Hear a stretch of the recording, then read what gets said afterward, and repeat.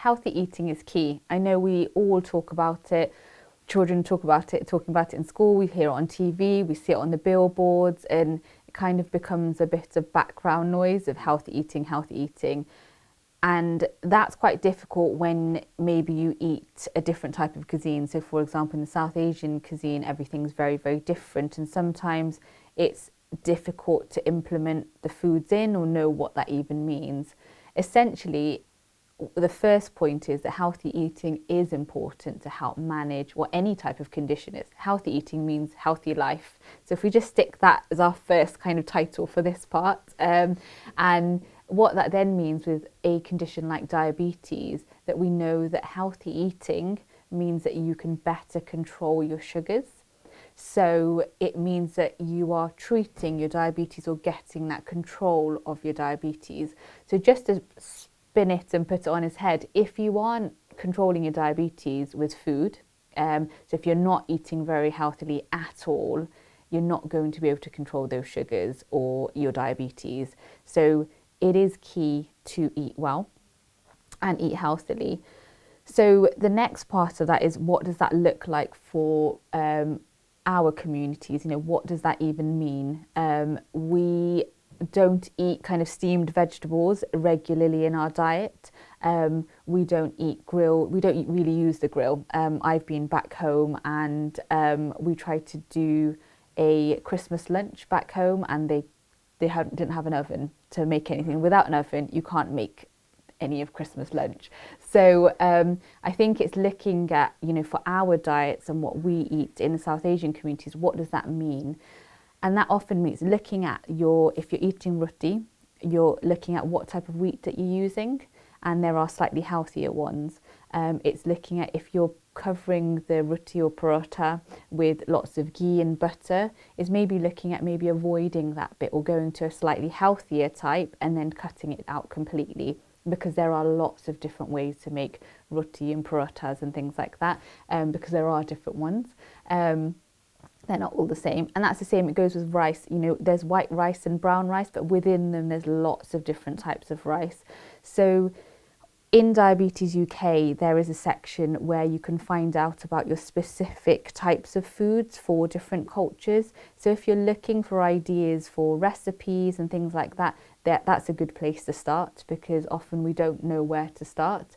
And then it's looking at, okay, what kind of food should we cut down? So I talked about the carbohydrates. So we want to try, you know, make sure we're having our protein and having our vegetables. With eating a healthy diet, what we're really saying is get more proportion of the vegetables, slightly less of the carbohydrate, and maybe slightly more of the protein. So vegetable on top, protein, and then carb. So you're still having that balanced diet. We're not saying at this stage to cut everything out or cut one thing out completely. It's just balancing things. So if you're going to eat what you normally eat, you're looking at your table and you're thinking, I'll have maybe half of the amount of rice I'd usually have. That doesn't mean I need to go hungry. I'll just have a little bit more chicken and more vegetables, or make sure that vegetarian or vegetable dish is on the table, and I'll just take more of that. So it definitely doesn't mean that you need to be hungry. You should definitely be full. I think, again, lots of people think that if you're eating healthy, it just means that you're just hungry all day, and that's definitely not the case. Again, it's about your snacks. So in between your meals, what snacks are you having? So rather than, we all like our cup of tea with a biscuit. So rather than maybe the biscuits that we're eating, maybe a healthier type, you can get a diabetic biscuit, or looking at maybe a slightly healthier snack. And like I said, our South Asian communities, the food is so vast and rich. There's lots of different snacks that you can have. So maybe switching the sweet to slightly savoury. But remember, as we said, it's not just about sugars and diabetes. So have a look at what the savoury is. Make sure there's not too much salt and not too much carbohydrate. And it's not fried, because we like to fry a lot of our things. So have a look at what it is. There's lots available. So hopefully it doesn't mean that you're completely eating a different diet of Western cuisine completely. You don't have to think, oh, you know, I have to change everything, and everybody else in my family will either have to change, or I need to eat something different. That's not the case. It's looking at maybe what you can do together, or picking things out and just altering things slightly. Lots of people find changing the diet really difficult, But I often think that the reason being is you're trying to do too much. So it's like somebody telling me, go out and eat vegetables and lettuce for the rest of the week. That's not going to happen. And that's not what we're saying, okay? What we're saying is change your diet, alter it slightly. So you can have what you normally have, but think about what you're having. So with the rice, maybe change it to a slightly healthier rice. If you're sitting at the table, instead of taking, the 3 spoons of rice that you'd have on your plate, maybe start with 1 and then add in another half. And that's the same with everything. So it's not, you don't need to drastically change everything in one go, because that's quite daunting and quite scary. And I personally would never be able to do it. So I couldn't advise my patients or my family to do it, because it's not going to work. You may be able to do it for a week and then it will crash off and it won't happen. So the key is consistency. So let's do small, short, achievable goals. So this week it may be changing the type of oils, or looking at how much butter is being used in the food, such as how much ghee is being used, looking at just halving it and then going to a quarter. So it's just step by step changing things. What that means is that you are going to be able to keep that consistency and continue to change that diet, and hopefully enjoy looking at different ways or different things that you can do. So there is a way of doing it. Just, have a chat with us, have a chat to your healthcare professionals, have a look online, look at what you can do to get those healthy switches. And it doesn't take long.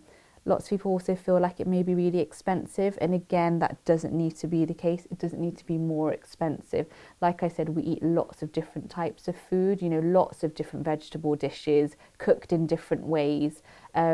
So it may be what you're already using and eating, it's just switching it slightly, or instead of, frying things, maybe looking at boiling it slightly, and you can still add all the spices in. The flavours can be very, very similar. So again, it doesn't mean that you're switching that palate either.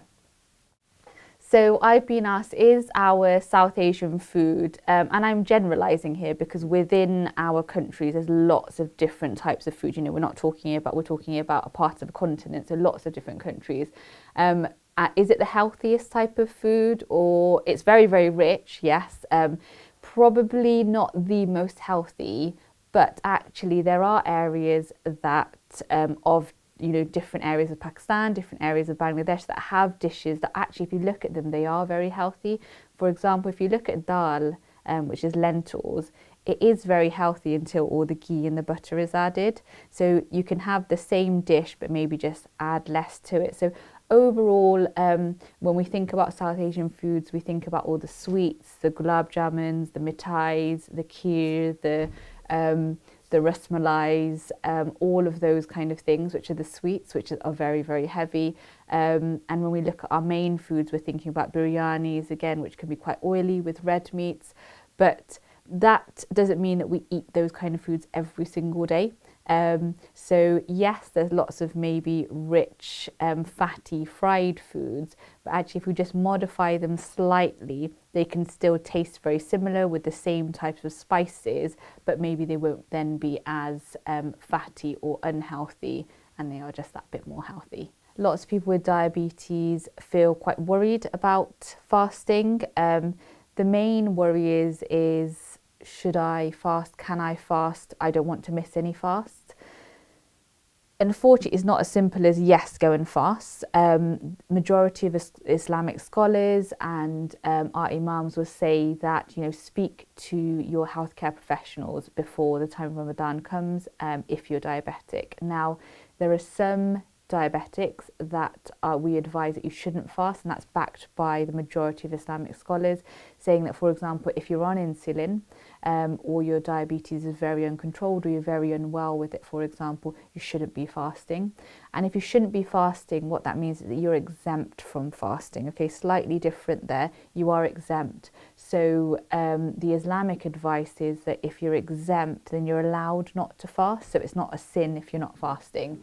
So it's a common misconception that people often, well, we've been brought up in communities where, you must fast, you can't say no. Yes, you can say that, there are certain times that you don't fast. For example, if you're pregnant, you're breastfeeding, or if you have chronic conditions and those chronic conditions are affecting your day-to-day. So if fasting is detrimental to your health, then you become exempt, and that's clearly written in the Quran.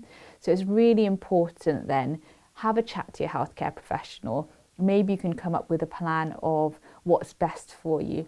So we've talked about the diabetics that we advise that shouldn't be fasting. The British Islamic Medical Association have lots of great resources made by diabetologists, okay, to talk about, you know, ways and who shouldn't be fasting and what the reasoning is. There are people, for example, on metformin, so that's one of the tablet therapies of diabetes. You can fast, like we said, in some circumstances if you're diabetic, if it doesn't cause any detriment to your health. So your metformin dose needs to be altered, so you need to speak to your healthcare professional to get that advice. So it doesn't matter what medication you're on, come and have a chat to us. If we don't know, there's lots of different resources about fasting if you're diabetic, and we can find that information. And like I said, on the British Islamic Medical Association, anybody can access that information, and it's got really clear guidance of who should not be fasting, when fasting isn't advised, and when you could fast but you need to get that information from your healthcare professionals. So as a Muslim, lots of people ask, you know, what kind of foods can I eat when I'm breaking my fast? Going back to the healthy eating, I think, you know, we need to just remember healthy eating throughout, whether it's Ramadan or not. Ramadan is a great time. I absolutely love it myself, mainly because you have, again, a whole table of food and everyone gets together and it's family time. So every day is really exciting. The kids are excited, family members, and maybe you're going to family members' homes, you're visiting friends and you're breaking your fast together. So I absolutely love it. The question does come up though, is what kind of food should we be eating? If you're diabetic, we advise, you know, whether you're diabetic or not should be healthy. But if you're diabetic, you know, focus on the healthier foods. So if you haven't eaten all day, we generally advise trying to get the water intake in, and that's not just through your glasses of water that you should be drinking, but that's also through fruits such as melons, watermelons specifically, cucumbers, those kind of fruits and vegetables. And then it's trying to avoid the fried foods, because the fried foods can make you quite dehydrated. We all know that we all look forward to those fried samosas, but you know, maybe try them in the air fryer, but try and stick to foods that are a little bit less heavily fried and greasy. Try and move away from the heavy foods and stick to lighter foods. So one of the key messages when you're breaking your fast is don't drink lots of water in one go. Maybe have a glass at the beginning, and then throughout then the night, in between your prayers, for example, after you've had your snacks and food and everything, have some sips of water, but regularly, to get that hydration going. So that's key. Second thing is just try and avoid those heavy and sweet foods, and hopefully that again will help you not get more dehydrated.